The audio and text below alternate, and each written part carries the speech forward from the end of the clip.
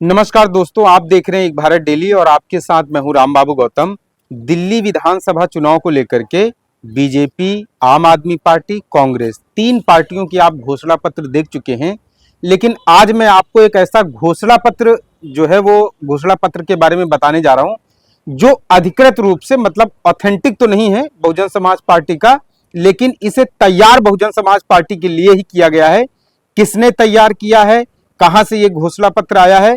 मेरे पास इस घोषणा पत्र को बहुजन समाज पार्टी के एक बहुत ही डेडिकेटेड मतलब समर्पित पदाधिकारी ने भेजा है। और इस घोषणा पत्र को तैयार करने में इतनी मेहनत की गई है। जब मैंने इस घोषणा पत्र को देखा तो मुझे लगा कि बहुजन समाज पार्टी का अगर ये घोषणा पत्र पब्लिक के बीच में चला जाए तो शायद इससे बीएसपी को चुनाव में बहुत बड़ा फायदा हो सकता है। तो बहुजन समाज पार्टी का पहले ये जो घोषणा पत्र तैयार किया गया है इसके बारे में मैं आपको बताता हूं और उसके बाद मैं आपको बताऊंगा इसे कहां पर बैठ करके तैयार किया गया है, इसमें कितनी मेहनत लगी है, इसको कैसे तैयार किया गया है। तो सबसे पहले इसमें ऊपर लिखा गया है कि जय भीम जय भारत, दिल्ली विधानसभा चुनाव के लिए बहुजन समाज पार्टी का घोषणा पत्र। अब इसमें क्या क्या चीजें रखी गई हैं, इसमें मैं आपको शुरुआत से सिलसिलेवार एक एक चीज बता रहा हूं। इसमें सबसे पहले सफाई कर्मियों की बात की गई है। इसमें लिखा है कि सफाई कर्मी योजना।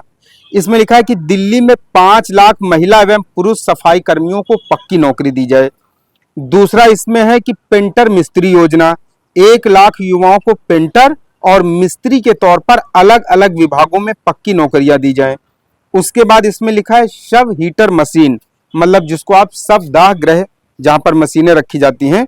इसमें लिखा है दिल्ली के सभी घाटों पर शव हीटर मशीन लगाई जाए। 10वीं और 12वीं पास निषाद समाज के युवाओं को इसके तहत पक्की नौकरियां दी जाएं। उसके बाद एक चौथे नंबर पर जो योजना है उसमें है पशु एम्बुलेंस योजना। इसमें पशुओं की देखरेख के लिए एक केंद्र बनाया जाए जहां पर एम्बुलेंस 24 घंटे तैनात रहें और आपात स्थिति में पशुओं को चिकित्सा सुविधा जो है वो उपलब्ध कराई जाए। उसके बाद जो योजना है 5वें नंबर पर, उसमें विकलांग महामाया योजना का जिक्र किया गया है।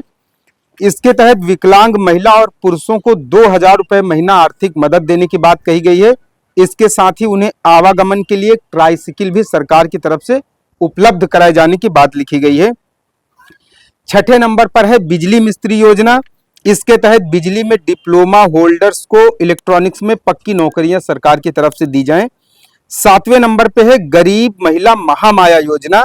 इसमें है कि हर गरीब महिला को 2000 रुपए जो है सरकार की तरफ से महीना मिलना चाहिए, 2000 रुपए महीना।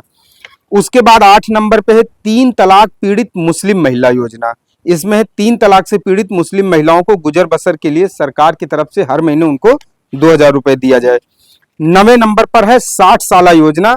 इसके तहत 60 साल की उम्र पूरी कर चुके या फिर इसके ऊपर होने पर 2000 रुपए आर्थिक मदद सरकार की तरफ से मिलनी चाहिए। उसके बाद है विधवा महामाया योजना। इसके तहत विधवा महिलाओं को हर महीने सरकार की तरफ से 2000 रुपए आर्थिक मदद मिलनी चाहिए। 11 नंबर पर शादी अनुदान योजना का जिक्र किया गया है। इसमें है कि शादी अनुदान के लिए गरीब परिवारों को उनकी लड़की की शादी के लिए 2 लाख रुपए की सरकार की तरफ से आर्थिक मदद मिलनी चाहिए। 12 नंबर पर इसमें जिक्र किया गया है सिलाई मशीन योजना। इसमें है कि दिल्ली में 8वीं पास के ऊपर जो भी महिलाएं हैं जो किसी रोजगार से नहीं जुड़ पाई हैं, उन्हें अपना रोजगार शुरू करने के लिए, उन्हें स्वावलंबी बनाने के लिए मुफ्त सिलाई मशीनें बांटी जाएं। 13 नंबर पर है सावित्रीबाई फुले मदद योजना।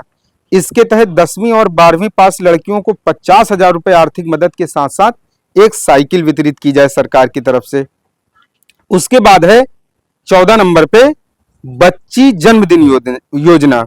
इसमें है 15 जनवरी को जिन बच्चियों का जन्मदिन हुआ है होता है उन्हें सरकार की तरफ से 1 लाख रुपए की प्रोत्साहन राशि दी जाए, क्योंकि इसी दिन इस देश की ऐसी महिला का जन्म हुआ जिसने महिलाओं में नेतृत्वकर्ता बनने का संदेश दिया। मायावती जी के बारे में लिखा गया है।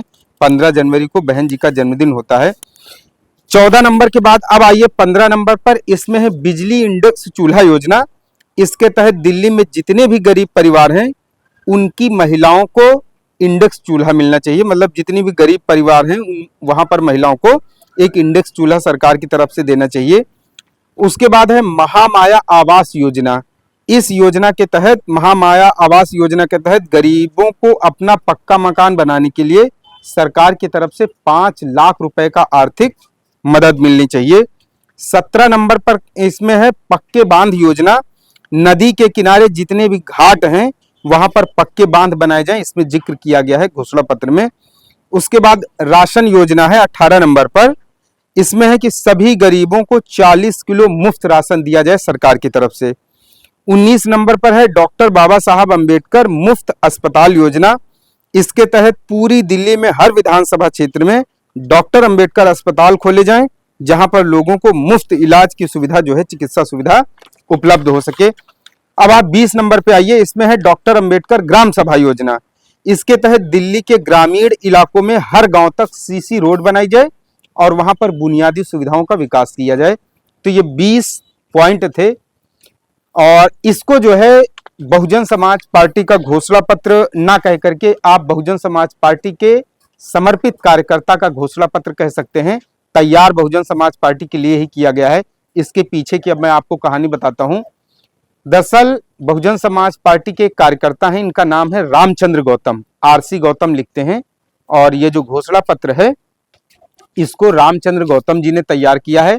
और रामचंद्र गौतम जी ये प्रयागराज के रहने वाले हैं। और मेरी इनकी जो मुलाकात है, मेरी इनकी मुलाकात लखनऊ में हुई थी। मानवर कांसीराम साहब के परिनिर्वाण दिवस पर मैं एक कार्यक्रम में गया था, वहीं पर ये हमें मिले थे और इन्होंने मेरा नंबर लिया था।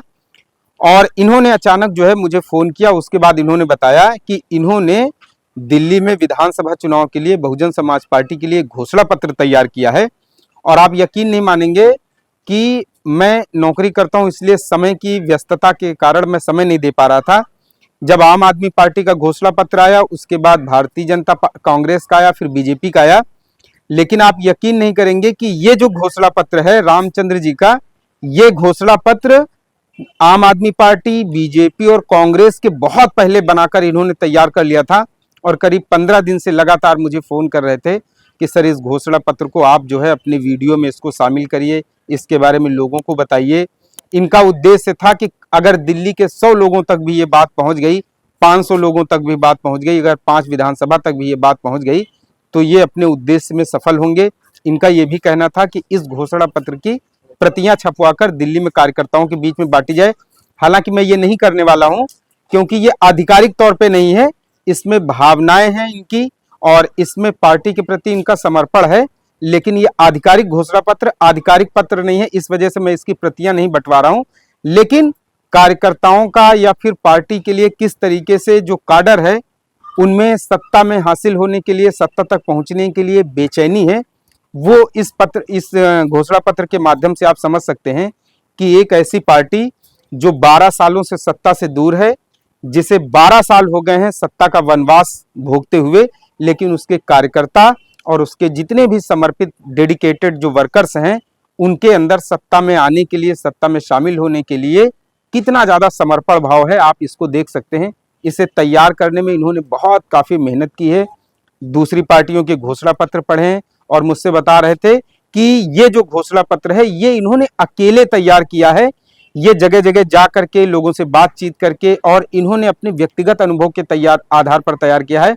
और रामचंद्र गौतम जी बहुत ज्यादा पढ़े लिखे नहीं हैं, मिडिल क्लास हैं और उसके अलावा जो है कोई बहुत बड़ी नौकरी नहीं करते हैं और किसी तरीके से मध्यम वर्गीय परिवार में अपना घर परिवार चलाते हैं, लेकिन पार्टी के लिए भी समय देते हैं। इनका कहना है कि आज नहीं तो कल, कल नहीं तो परसों, एक दिन एक समय ऐसा आएगा जब पार्टी फिर से सत्ता में आएगी तो कम से कम गरीबों और मजलूमों के काम होंगे। फिलहाल इस घोषणा पत्र के बारे में मैंने आपको जो बताया है, इसके बारे में आप क्या सोचते हैं? इसमें 20 योजनाओं का जिक्र किया गया है। इन 20 योजनाओं को लेकर के आप क्या राय रखते हैं? कमेंट करके जरूर बताएं। आपसे अपील है, एक भारत डेली को शेयर और सब्सक्राइब जरूर करते रहें। धन्यवाद।